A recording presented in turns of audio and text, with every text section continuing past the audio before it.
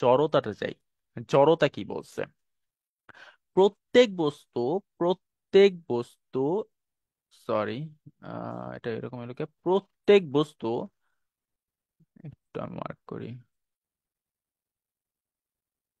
দেখো, প্রত্যেক বস্তু যে অবস্থায় আছে, প্রত্যেক বস্তু যে অবস্থায় আছে সে অবস্থায় থাকতে চায়। বস্তু স্থির থাকলে স্থির থাকতে চায়, আর গতিশীল থাকলে গতিশীল থাকতে চায়। বল প্রয়োগ না করা পর্যন্ত বস্তু যে অবস্থায় আছে সেই অবস্থায় থাকতে চাওয়ার যে প্রবণতা, সেটাই হচ্ছে জড়তা। এই জড়তার যদি তোমাদেরকে একটা, এটা হচ্ছে বিজ্ঞান ক্লাস, রেশমা, এটা বিজ্ঞান ক্লাস। জান্নাতুল মাওয়া, বেশি লেট করে ফেললাম নাকি ক্লাসে জয়েন করতে? বেশি লেট বলতে তুমি অলরেডি 15 মিনিট লেট করে ফেলছো।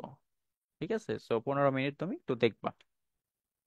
দেখো, জড়তাটা কি বলছে?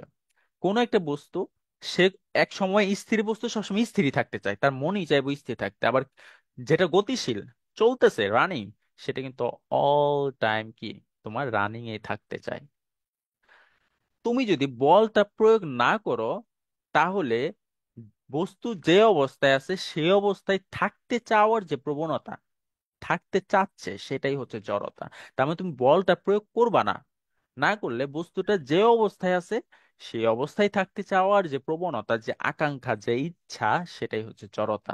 জড়তাটা কি বুঝতে পারছো? আমি একটা উদাহরণ দিব, তারপর আরো একটু ক্লিয়ার হবা। জড়তাটা মানে এটা বুঝতে পারছো, ডেফিনেশনটা বুঝতে পারছো? ওকে।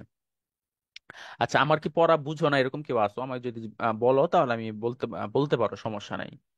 ঠিক আছে। এমএসসি শায়লা খাতুন, বুঝতে পারছো? জি স্যার, বুঝতে পারছি। ওকে। আচ্ছা, নূর আলম সমাপ্ত, তোমাকে আমি আবার বলি সমাপ্ত। সেটা বলছে যে কোন একটা বস্তু সবসময় স্থির থাকতে চায়, যেই স্থির থাকতে চায় সেই স্থিরই থাকতে চায়, সে গতিশীল হতে চায় না। আবার কোন একটা বস্তু, সে গতিশীল অবস্থায় আছে, সে গতিশীলই থাকতে চায়, স্থির হতে চায় না।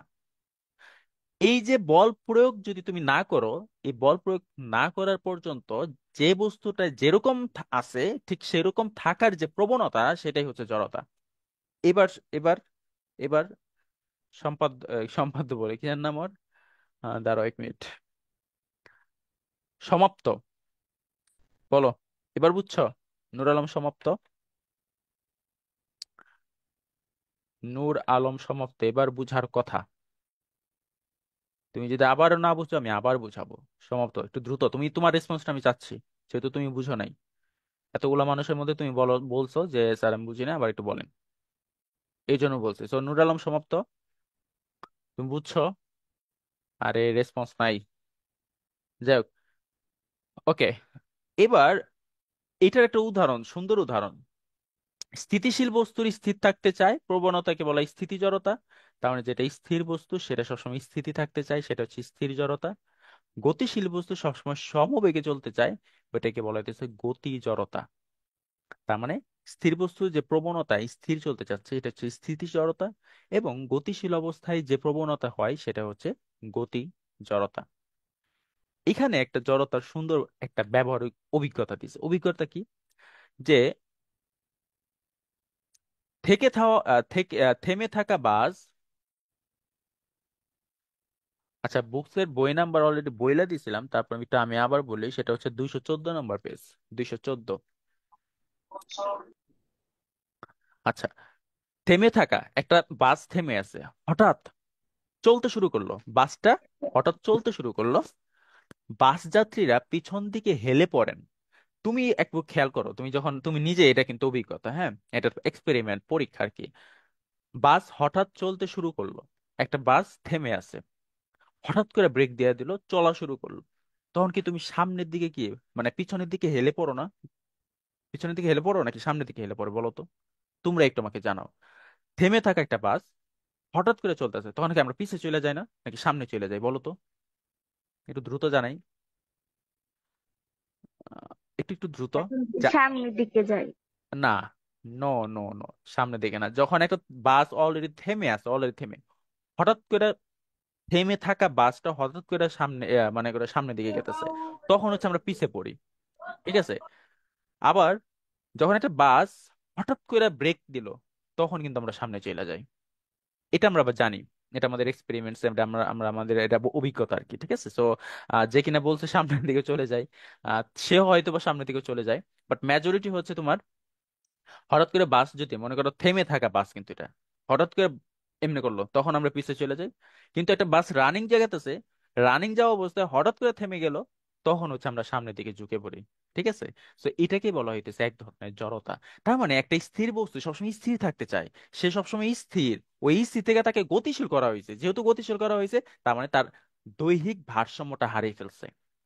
আবার গতিশীল অবস্থায় যখন স্থির হতে চাচ্ছে, তখনও কিন্তু সে কি করতে পারতেছে, সে সামনের দিকে ঝুঁকে পড়তেছে, তার দেহের ভারসাম্যটা হারিয়ে ফেলছে। এইটাকে বলা হইতেছে তোমার জড়তা। কোশ্চেন তামসি তুমি আমাকে বলতে পারো।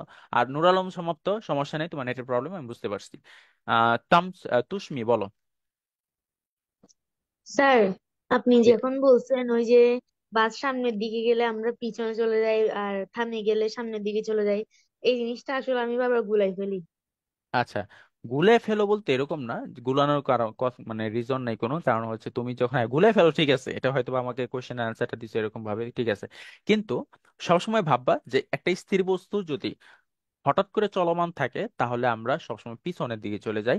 এবং যদি চলমান অবস্থায় স্থির হয়ে যায়, তখন আমরা হচ্ছে সামনের দিকে ঝুঁকে যাই। এটা জাস্ট ক্লিয়ার করা উচিত। ঠিক আছে। আচ্ছা, দেন এখানে আরো কিছু আছে যে চলন্ত বাস থেকে নামতে গেলে ঠিক তার বিপরীত ব্যাপারটি ঘটে। পুরো শরীরটা গতিশীল অবস্থায়, পা যখন মাটি স্পর্শ করে তখন শরীরের নিচের অংশ স্থির হয়ে গেল, উপরের অংশ গতিশীল থেকে যায় এবং যাত্রী সামনে হুমড়ি খেয়ে পড়ে যেতে পারে। আচ্ছা, কিন্তু হঠাৎ বাস চলতে শুরু করলে যাত্রীদের শরীরে বাসের সিটে বসে থাকা বাস সংলগ্ন অংশ গতিশীল হয়, কিন্তু শরীরের উপর অংশ জড়তার জন্য স্থির হয়ে যায় এবং স্থির থাকতে চায় বলে পিছনে হেলে পড়ে। চলন্ত বাস থেকে নামতে গেলে ঠিক তার বিপরীত ব্যাপারটা ঘটে।